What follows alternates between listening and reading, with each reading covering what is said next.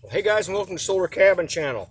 Hey, if you've been following my channel for a while, you know that one of the things that I wanted to do on my homestead was I wanted to plant some fruit trees. And about 3-4 years ago, I planted these Honeycrisp apple trees. Now these are a dwarf Honeycrisp apple tree. They do have the full-size apple trees. They also have a mini dwarf. These dwarf trees get about 10, 12, maybe even 15 feet high, but not much bigger than that. Now I planted them about 3 to 4 years ago, and it takes about that long for them to start producing. They started producing after about 4 years, and I was quite surprised because the first crop was really good. That was 2 years ago. I got a really good crop. I got a really good crop of the Honeycrisp apples, but then the next year, which was last year, I didn't get any crop at all. And I was really worried. I was thinking, well, what happened? What did I do wrong? Did I not water them enough? I actually had to go online to find out that these Honeycrisp apples only produce biannually, which means you'll only get a good crop 1 year. The next year you won't get a very good crop. You may only get small or no apples. I didn't get any apples last year, which really worried me. But then this year, they're completely full. All of the branches are really full, really good sized fruit on these. Now, a thing about the Honeycrisp, besides just the flavor, if you want an apple that is just absolutely very tasty, that you can just take off the tree and just eat without anything else, the Honeycrisp is probably one of the best apples that I would recommend.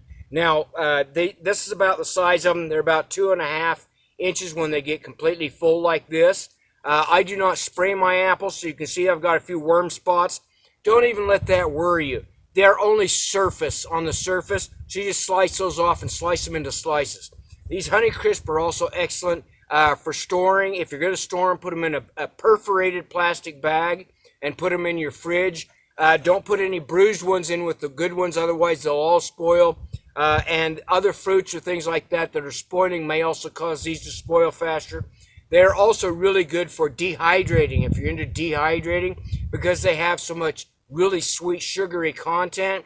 They make an absolutely excellent snack for your kids if you want to slice them, do a dehydration on them, and store them as a snack, a healthy snack for your kids. Really excellent apples. I'm very, very happy with these. Again, about 4 years for the dwarf trees to start producing, 5 years or more for the large. One thing you know about these Honeycrisp apples is they are not self-pollinating. So you have to have a different variety of apple tree. Now right here next to it, I don't know if you can see it, but I have a crab apple tree. And this is actually a donor tree. It's got crab apples on it that are dropping off right here. This was actually a different variety of apple tree, but that apple tree died out because it wasn't cared for anymore when I moved back to the property. And so I cut the old apple tree out, but it had some branches and stems coming off of the bottom. I left those alone, and what they do is they graft. A lot of fruit trees are grafted onto crab apple trunks. And so this was a crab apple trunk that survived even though the regular apple tree died out. I left the crab apple tree here because crab apples are great for cross-pollinating with any other type of apple tree.